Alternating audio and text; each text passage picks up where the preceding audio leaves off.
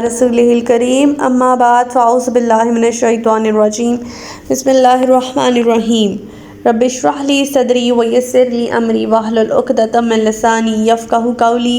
अस्सलामु अलैकुम व रहमतुल्लाहि व बरकातुहू। सिरात मुस्तक़ीम में आप सबको खुशामदीद। पिछले सबक में हम लोगों ने नमाज़ों के औक़ात मुख्तलिफ़ सिचुएशंस में पढ़े थे। सबसे पहले हुक्म देते हैं, अल्लाह ताला हमें फ़रमाते हैं कि अगर ज़मीन में सफ़र करो तो उसके लिए नमाज कसर कर सकते हो। अगर दुश्मन से ख़तरे का अंदेशा हो तो नमाज मुख्तसर कर सकते हो। अल्लाह ताला बख्शने वाला मेहरबान है। फिर अल्लाह ताला ने फ़रमाया कि नमाज जंग की हालत में कैसे अदा करनी है। पहले सफ़र था, फिर दुश्मन का खौफ था, अब जंग की हालत है। उसमें क्या करना है कि दो ग्रोह बन जाएंगे। एक ग्रोह नबी पाक सल्लल्लाहु अलैहि वसल्लम के साथ नमाज अदा करेगा, जबकि दूसरा ग्रोह पीछे उनकी हिफाजत करेगा और ढाल बनकर हथियार पहन के खड़ा रहेगा। फिर जब वो ग्रोह एक रकत पढ़ लेगा तो वो वाला ग्रोह पीछे वाला ग्रोह आगे आ जाएगा और ये वाला ग्रोह पीछे चला जाएगा और हथियार पहन लेगा। इस तरह दोनों ग्रोह एक एक रकत पढ़ेंगे और नबी पाक सल्लल्लाहु अलैहि वसल्लम 2 रकात नमाज पढ़ेंगे। फिर अल्लाह ताला फरमाते हैं कि अब जब नमाज अदा कर ली है और इत्मीनान हासिल हो गया है तो उठते बैठते लेटते हर सूरत में अल्लाह ताला को याद करना है और पूरी नमाज अदा करनी है। नमाज मोमिनों पर उनके मुकर्ररा वक्त के साथ फ़र्ज़ कर दी गई है।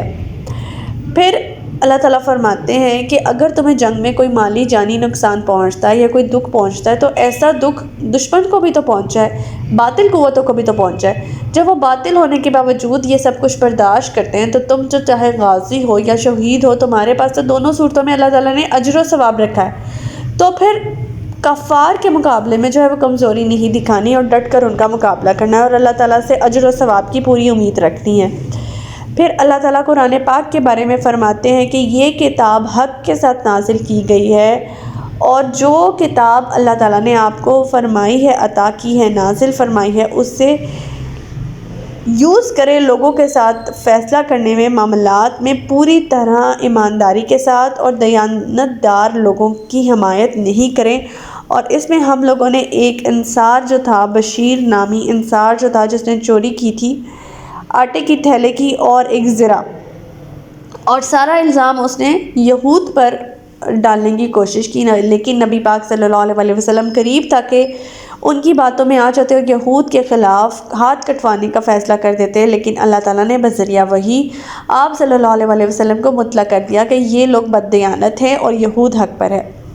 हमारा आज का सबक आयत नंबर 106 से लेकर आयत नंबर 110 तक है। तो आज का सबक शुरू करते हैं। बिस्मिल्लाहिर्रहमानिर्रहीम वस्तग़फ़िरुल्लाह इन्नल्लाह काना गफ़ूरुर रहीम। और अल्लाह से बख्शिश तलब कीजिए और अल्लाह ताला यकीनन बहुत बख्शने वाला और रहम करने वाला है। पिछली ही आयत को अल्लाह ताला यहाँ पर रिलेट करते हुए फरमाते हैं, जो फ़ैसला आप फरमाने लगे थे, करीब था कि आप यहूदी का हाथ कटवा देते और उस चोर इंसार के हक़ में फ़ैसला करते थे, क्योंकि सब लोग उसके साथ मिले हुए थे। अल्लाह ताला से अब बख्शिश तलब कीजिए और अल्लाह ताला नहायत बख्शने वाला और मेहरबान है। काजी ज़ाहिरी शहादत की बिना पर फ़ैसला करने का पाबंद है। इस लिहाज से अगर आप इंसारी के हक़ में फ़ैसला दे भी देते तो आपका कोई कसूर ना होता, ताहम आपकी शान अज़मत की वजह से आपको बख्शिश तलब करने की हिदायत दे दी गई है और एक गलत सोच आपके जहन में राह पाने लगी थी, क्योंकि नबी जो होता है वो मासूम होता है। अगर कुछ इस तरह की उससे गलती होने भी लगती है तो अल्लाह ताला फ़ौरन उसकी करेक्शन कर देते हैं और उसको फ़ौरन गाइड कर देते हैं। ये नबियों पर अल्लाह ताला का एक ख़ास इनाम होता है। आयत नंबर 107 वला तुजादिल अनिल लज़ीना यख्तानूना अनफुसहुम इन्नल्लाहा ला युहिब्बु मन काना ख़व्वानन असीमा। और ना ही आपको इन लोगों की हिमायत में झगड़ना चाहिए जो अपने आप से ख़यानत करते हैं, क्योंकि अल्लाह ताला ख़यानत करने वाले मुजरिमों को पसंद नहीं करता। इन लोगों से मुराद कौन से लोग हैं? ये वही लोग हैं जो चोर अंसारी के ख़ानदान के थे, जिन्होंने महज ख़ानदानी तासुब की बिना पर चोर की हिमायत की थी। फिर आपके सामने चोर के मुजरिम ना होने के मुतल्लिक कस्में भी खाई थीं और सारा इल्ज़ाम बेगुनाह यहूदी के सर पर थोप रहे थे। और मुजरिम के गुनाह 2 थे, एक चोरी और दूसरा इस यहूदी को मौजब इल्ज़ाम ठहराना और उसको बदनाम करना। 2 तरह के गुनाह हो गए।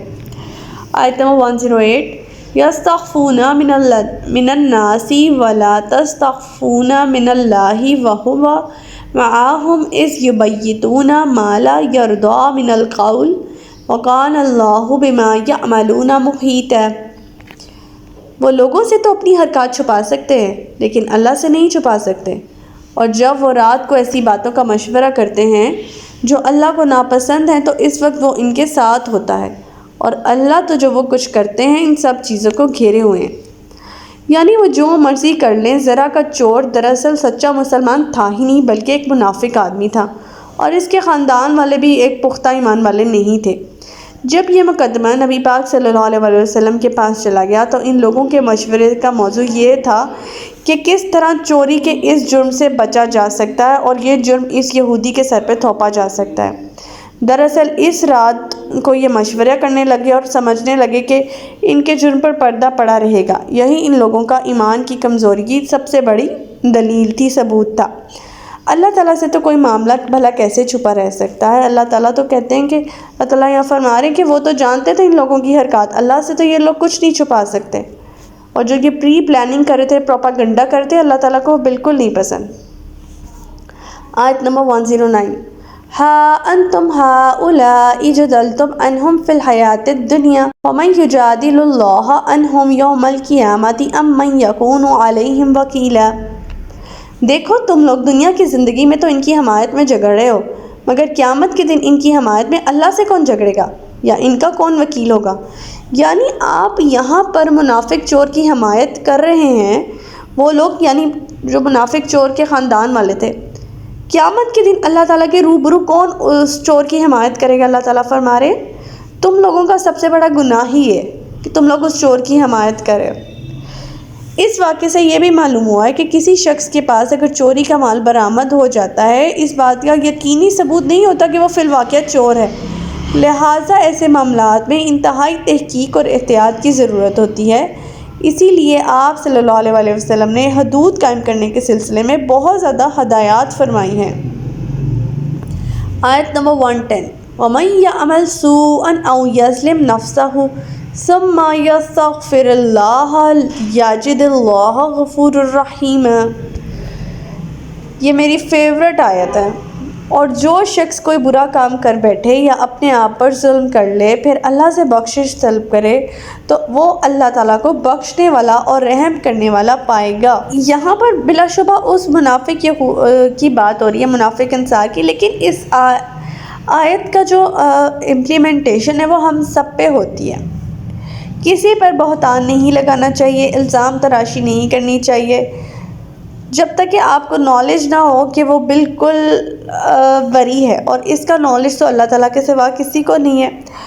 اب یہاں پر اللہ تعالیٰ فرما رہے ہیں کہ اصل چور کی حمایت دو صورتیں تھیں۔